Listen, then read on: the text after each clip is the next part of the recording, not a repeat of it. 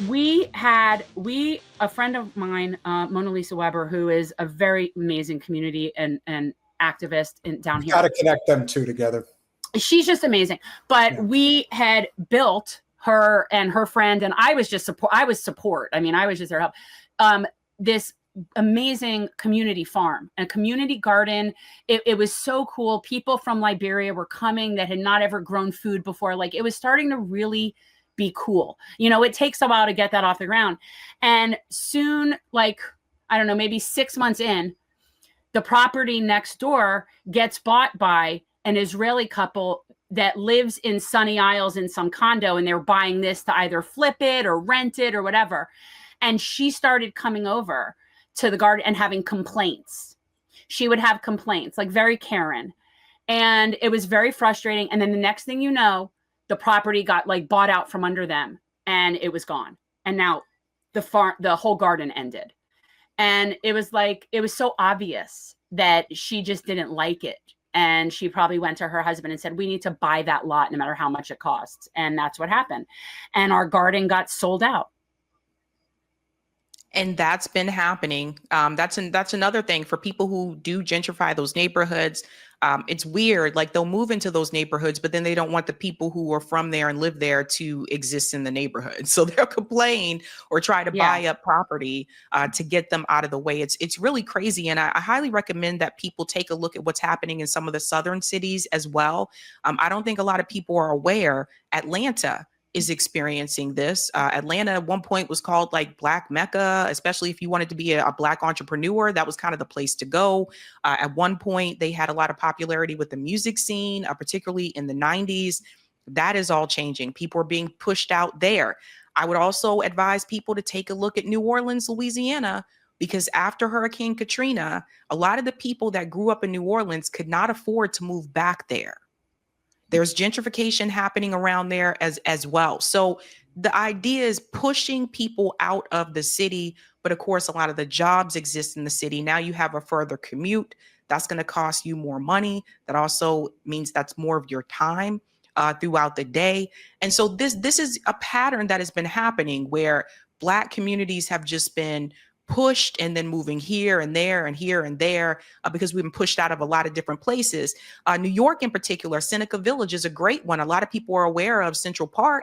But I don't think a lot of people know that Central Park was once Seneca Village. There was, American freedmen that moved to Seneca Village. They built it up. They built their own homes. They built their own schools. And guess what? The government came in and said, we want this land. We're going to create green space. And so they were pushed out. So then you're starting all over again because you lost your home, you lost your wealth. So that is something that's been happening for a long time, for years, but particularly in the urban areas like San Francisco, I think is probably the worst case study that I have seen for this type of behavior. And that's why now today, if you go to San Francisco, you're like, well, where are all the Black people? Well, at one point, more so in Oakland. But even Oakland is experiencing some gentrification. So people have just been pushed all over the place. And that also doesn't disrupt wealth. It disrupts community. Yeah. I always, and let me just say, Peter, before you say anything, I was fascinated by that whole Seneca Village thing. And for people who don't know, there were farmers there. There were they had their whole own agri community, which makes sense given that it is where Central Park is. Like, it makes sense that it was probably fertile, but yeah, they were farmers. They took all their skills that they learned when they were freedmen and went up there and had farms. Well, that's also why the public education system is so broken in this country in so many ways. Most people don't know about Black Wall Street in Tulsa, Oklahoma. That would be another example of an area that was, the Blacks are starting to get smart and they might actually figure out how to make their own money without our help. Oh, no, we can't have that. That's not good. I've been obviously to Boston several times. It is obvious. And another example of what's happened in so many of these cities, it's not expensive. It is unconscionably expensive. It is unconscionably expensive to get the most basic needs. And being in commercial real estate, I mean, I speak to these, Uber capitalists, and I keep telling them, you want to know why Zoran Mamdani is going to be the mayor of New York City? It's not hard to see why. And even if he only gets through something basic, like we're going to have competition when it comes to our groceries, Something as ridiculous as that. I just remember, Communist. yeah, when I was in Boston, and I remember this. I love me a lobster roll. It's always one of my favorite things. I got to get it when I go there. Cold or hot, it don't matter. It's all good. But you get one that's like even that big, and they want $25 for it. And I'm thinking, who the hell is paying for this? Why don't you go to the Boston Harbor and just get it yourself? Grab a, fish for a, if that's what you call it. No, I don't know how you fish for lobster, but whatever. The point is, it is done that way on purpose. It is made to be impossible. The fact that you could have a high-speed rail that extends from Boston all the way out to the Cape.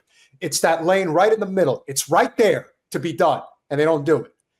We're breaking down. The whole system is breaking down. And before we play the clip, you and RBN and a number of other channels, obviously Jimmy, we could go through them. We are all on the same page that liberals, whether you call them the Democrats, whatever you want to call them, they sell empire much better than conservatives do. You need only look at what's going on right now post Charlie Kirk's assassination to see just how obvious, first of all, that something clearly sinister was going on in terms of how he was taken out. And then this kind of vacuum that's been created and who's actually grabbing it. Whereas with the liberal class, like Mayor Wu, I mean, people around the country think she's like one of the best elected officials in this nation. And under that cover, she is able to get away with these horrific, ultra-capitalist policies that I think because of how the Democratic establishment is set up, they're able to get away with it in a way that conservatives are not. Your thoughts on that? Absolutely, 100%. And a lot of people do cheerlead Mayor Wu. I can tell you from experience, she's a great talker. But her main thing that she ran on when she was running for mayor was housing, which is a big, big problem that we do have in Boston. And she just turned out to be in bed with the other developers, like just like those who came before her. Marty Walsh said, we got to fix the housing. But then he said we couldn't have a rent freeze or rent stabilization, right? Like, stop these landlords from continue to increase the price of rent. It's ridiculous. So people just can't afford it. So there's that. It's tricky with her in particular, because even this time around, because she's running for re-election, she really didn't have a real competition. Josh Kraft was running against her. He's the son of New England Patriots owner Robert Kraft, who's a billionaire. Oh, you gotta be kidding me. No, very, very, very rich family. You know who they are. But he didn't stand a chance against her because, of course, he's from a billionaire family. Also, he didn't even live in Boston. Like, he moved to Boston so that he could run for the race. So people weren't really feeling him. She's gonna win. She just doesn't have a strong competitor that's running against her. And then there's that idea of people kind of like the devil that they know instead of the devil that they don't know. So they'd rather just stick with her instead of try their chance with someone new. And it was easier for her to get in, I think, because Marty Walsh was, resigning on his own because he went to go work for the Biden administration with labor. But I don't think people realize what she has been doing. And some of these meetings, town halls, that she does have meetings and she does go to different neighborhoods and meets with the people. But it's all smoke and mirrors. When I approached her 3 years ago, when I asked her, why are you kicking these people out of their apartments? You said you were invested $50 million into this apartment complex. And now you're saying that in order for that money to be put to use, the people who live there have to leave and they can't come back. And when they tell them to leave, they're sending some of these people to the North Shore. For those who don't know, North Shore, north of Boston, they're sending some of these people to Ipswich. Yeah. Ipswich is almost at New Hampshire. They're sending them like far away. Yeah, away from their community, away from their doctors, away from, their jobs, all those types of things. Those are Black neighborhoods that she is doing that in. And she thinks that just because she has a new edition day, which was nice, it's nice to honor, the R&B group New Edition, but she thinks that doing the virtue signaling type activity, she thinks that just by doing that in itself is enough. And what I'm seeing, particularly this year, more and more Black residents are calling her to task. They're telling her, You have to stop giving into these investors. And a lot of them do come to these hearings and they're saying, we want to keep our communities. We want to preserve our communities. We don't want developers to come and take it over. And just the sheer idea that in order for you to have something nice in the neighborhood, the people who already live there have to leave. They don't even want them to be able to enjoy it. It in itself, it's classist, it's racist, it's absolutely ridiculous. And we get into the education system a little bit as well, which is still to this day is shocking to me that Boston has a busing lottery system. I still can't put that behind me. I was going to allude to the fact that, again, you live in Boston, so you know this. For anybody who's not familiar, one of the cruelest aspects of the greater Boston metro area is that there is public transportation in the wealthy neighborhoods. So if you happen to live in the areas that are adjacent to places like Cambridge and whatnot, there are these public trains, these trolleys, but the only places you will find them are in the very wealthy communities like Brookline. And so with the places that really need it, like Ipswich and, Roxbury and places like that, you're not going to find it because the system is designed to be cruel. That's the idea. It's like you sink or swim. And like I said, the liberals are so much worse about this because they're very good at putting on the face. They're very good at, we really care. We really want to help you. That's one of the most evil aspects of capitalism is that the people who sell it best are the people trying to convince you that they're actually trying to change it for the better. In reality, if you stay on that train, if you stay on that hamster wheel, as Jen likes to say, you're never going to get off it. And a place like that, and especially with a mayor like that, yeah, it's even more dangerous because people like her. The fact that so many people hate somebody like Trump, it forces them to look at the system in terms of how bad it is. But somebody who looks like a good person, that they're actually on their side, now that's even worse because they can lull you to sleep. And it seems like that's what she's been doing. But I'm guessing this documentary is going to expose that. And if you would like, we will play the trailer to this great I'm making progress, David Hunter. I'm making progress. You stay tuned. I'm working my wiles on it. You can, again, I am in the free market and I support the free market and I can still say that capitalism is evil. Oh. That's not a conflict of interest. You can Okay, we're going to play the thing because I wanted to just say something because Sabby had talked about places like Atlanta, and something that was interesting because I had gone, I don't remember when it was, like within the past year and a half to Cop City weekend. It was a protest, it was a march, it was all this stuff. And one of the things that was a problem that people there have a problem with is what they call the Black misleadership class. And Atlanta is a very blue place, and yet their problems are just as bad, if not worse, in a lot of cases. And so I can't help but think a lot of these places are blue. I mean, I'm not saying it doesn't happen in red places, but you know what I mean? And it's a lot of people in Black leadership positions that do shit. Now, I know the Boston mayor, not the Boston mayor, but you know what I'm saying. Yeah, no, it's 100% true. I've spoken to people in Atlanta who live there currently who have also voiced their frustrations about this. A lot of them just decide to basically do the bidding for developers and focus more so on their political career. So they'll sell out their own community too. Yeah, it's very unfortunate because I know in Atlanta, it's definitely a big problem. Because that city should basically be for Black people, like that's and yet it isn't. No, and but that's also a reflection of Fulton County and Cobb County, and it's all about money.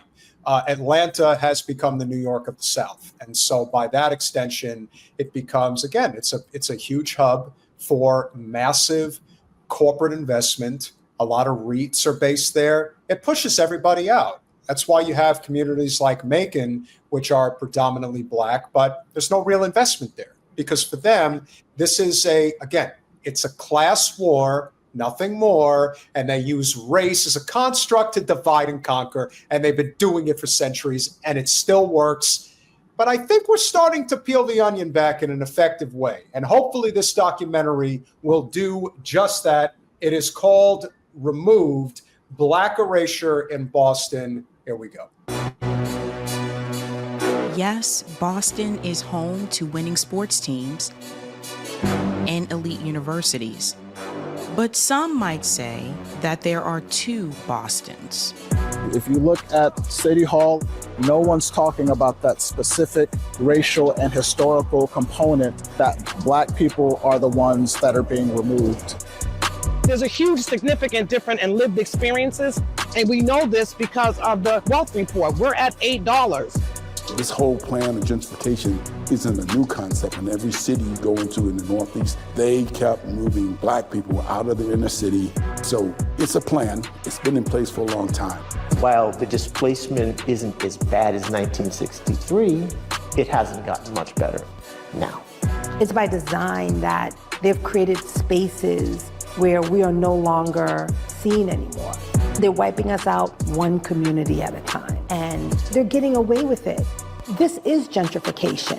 Franklin Park has been a place where we have built community, and all these things are at risk. Why is the mayor willing to throw herself on this sword, do or die, for this project? Why do you think? Because Mayor Wu wants to be Governor Wu. That's the only reason, ladies and gentlemen. And she's going to have a real shot at that. Just wanted to point that out. It's not about soccer. It's about the additional profits that can be made in this entertainment complex. It's a disrespect that you would take public parkland and then give it to a private group to control it. And this project is Emmett Till's mama pulling back a curtain. And if people don't look at what's behind that curtain, it's coming to them.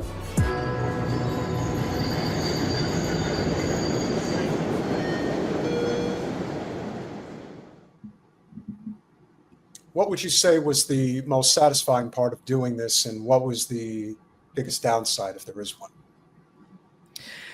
I have to say the most satisfying part is in doing this project, I do feel like we found a way to bring people together that maybe weren't together prior to this documentary.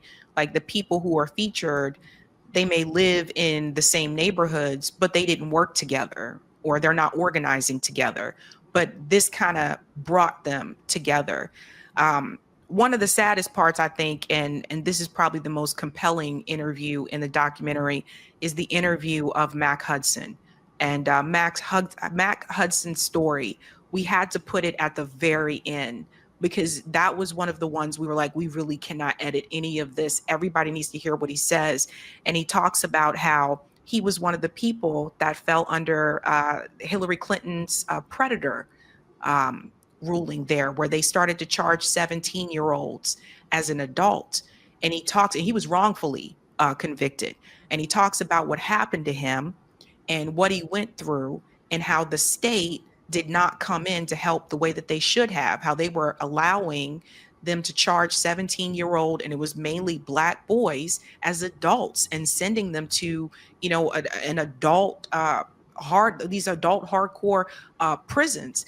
I think that was one of the most sad interviews, listening to his story, because even though all that happened to him, I believe he spent about 30 years in prison. Even though all that happened to him, he still has hope, and he's organizing with people and trying to help younger people. It really wakes you up to the system as a whole.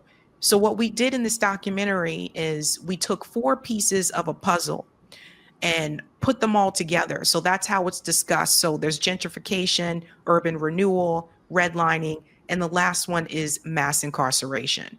And it's all of these pieces that work together as a puzzle that led to the erasure of Black Boston. And I think that's what people need to see. And hopefully when people see the documentary, maybe they'll be able to, think about what impacted their community, what impacted, people in their city, and what can be done about it. So I will say that the great positive about this is it's bringing different people together. People are talking about it. I'm working on doing a local premiere in Roxbury, hopefully, before I release it on YouTube. So that's my goal, to do that first within the community. My goal is that hopefully this would put pressure on people in city council, because they're really the ones that pressure the mayor a lot, on city council, that this needs to be rectified. Like, you cannot continue to take people's homes. Some of the homes that we're taking from Black people in Roxbury, they own those homes. You cannot keep taking people's homes and put them in an apartment and say, have at it, your little shoebox apartment. This is what they really wanted. And I hope the class perspective that gets across to people here is this. Guys, ultimately, they don't want us to own anything. Right. They don't want us to own. They want you to be a forever renter. They want you to live in these small, tiny apartments. They don't really want you to have cars. I've seen this over the years. They're getting rid of a lot of the parking spots. They put in all these bike lanes that don't even fit on roads that they put them on. And so it's very clear what they want to happen. And that concerns me the most. How are people going to build community if they're constantly being displaced?